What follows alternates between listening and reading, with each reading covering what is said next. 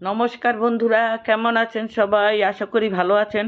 আমাদের SS family কিচেনের তরফ থেকে আপনাদেরকে স্বাগত জানিয়ে ইলিশ মাছের একটা রেসিপি আপনাদের সাথে শেয়ার করছি। আজকে বাজার থেকে ছোট ইলিশ মাছ নিয়ে এসেছি। ছোট ইলিশ মাছ দিয়ে একটা রেসিপি আপনাদের সাথে শেয়ার করছি। ছোট ইলিশ মাছ আনলে আমরা সবসময় কাঁচকলা দিয়ে করি, বেগুন দিয়ে করি, আর গাঁটি কচু দিয়েও করি, কিন্তু আপনাদের সাথে কখনো শেয়ার করা হয়নি। আজকে আমি এই রেসিপিটা আপনাদের সাথে শেয়ার করছি। এখানে নিয়ে নিলাম কয়েকটা গাঁটি কচু। গাঁটি কচুটাকে ছাড়িয়ে ধুয়ে নিয়ে এসেছি। ইলিশ মাছটাকে এবার আমি নুন হলুদ মাখিয়ে নিচ্ছি।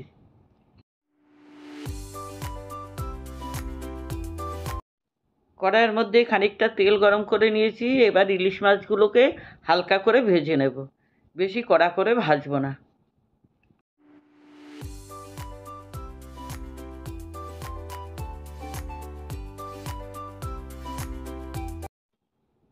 মাছগুলো আমার হালকা করে ভাজা হয়ে গেছে, এবার আমি উঠিয়ে নিচ্ছি।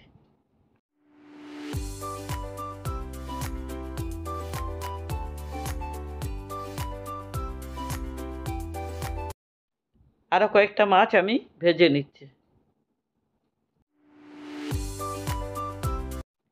বড় ইলিশ মাছ নিয়ে আসলে আমরা সবসময় ভাপা করি, সর্ষে ইলিশ করি, আপনারাও করেন, কিন্তু ছোট ইলিশ যদি আনেন একবার এইভাবে গাঁটি কচু দিয়ে বানিয়ে দেখবেন।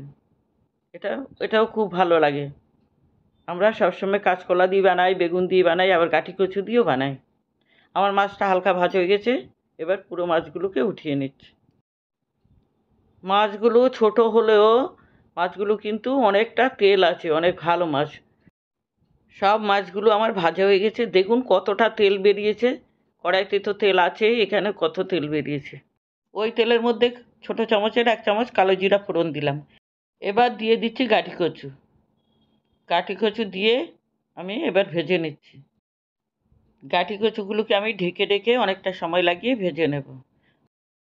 বন্ধুরা, ভিডিওটা স্কিপ করবেন না। ভালো লাগলে একটা লাইক করবেন, কমেন্ট করবেন, আর যারা এখনও সাবস্ক্রাইব করেননি তাদের কাছে সাবস্ক্রাইব করার অনুরোধ রইল।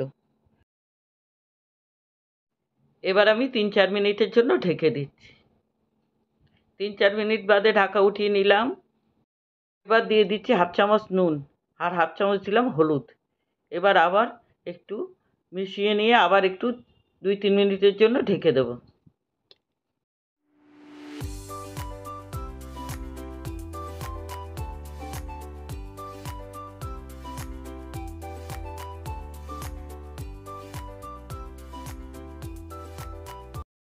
এবার একটু বাটিতে জল নিয়ে দিয়ে দিলাম 1/2 চামচ জিরের গুঁড়ো, 1/2 চামচ ধনের গুঁড়ো আর 1/2 চামচ হলুদ। এবার আমি ঢাকাটা উঠিয়ে নিলাম। আমার গাঁটি কচুটা একদমই সিদ্ধ হয়ে গেছে। এবার আমি 6টা কাঁচা লঙ্কা চেরা দিয়ে দিলাম। লঙ্কাটা দিয়ে আবার আমি খানিকক্ষণ ভেজে নিচ্ছি।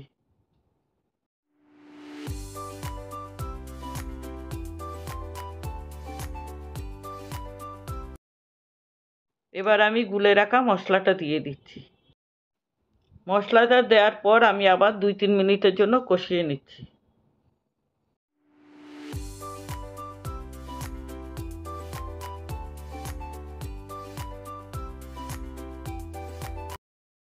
আগে ভাজাতে অল্প একটু নুন দিয়ে দিয়েছিলাম, এখন আবার 1/2 চামচ নুন দিয়ে দিয়েছি। আমার মশলাটা পুরো কষানো হয়ে গেছে, তেল ছেড়ে এসেছে। এবার আমি দিয়ে দিচ্ছি জল।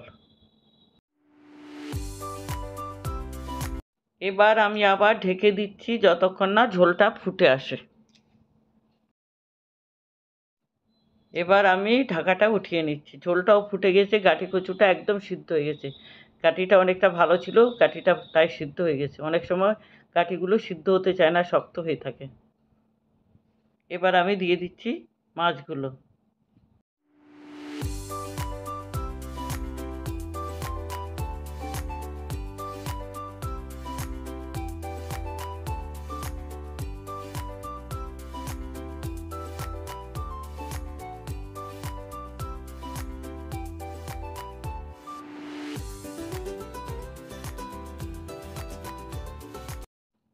এবার আবার ঢেকে দিচ্ছি 3-4 মিনিটের জন্য। 3-4 মিনিটের পরে ঢাকাটা উঠিয়ে নিলাম। মাছটা এবার হয়ে গেছে, আমার গাঁটি তো একদমই গলে গেছে। এবার আমি গাঁটি কচুর ঝোলটা নামিয়ে নিলাম। আজ তবে এখানে রাখছি, ফিরে আসবো অন্য কোনো নতুন রেসিপি নিয়ে। ধন্যবাদ।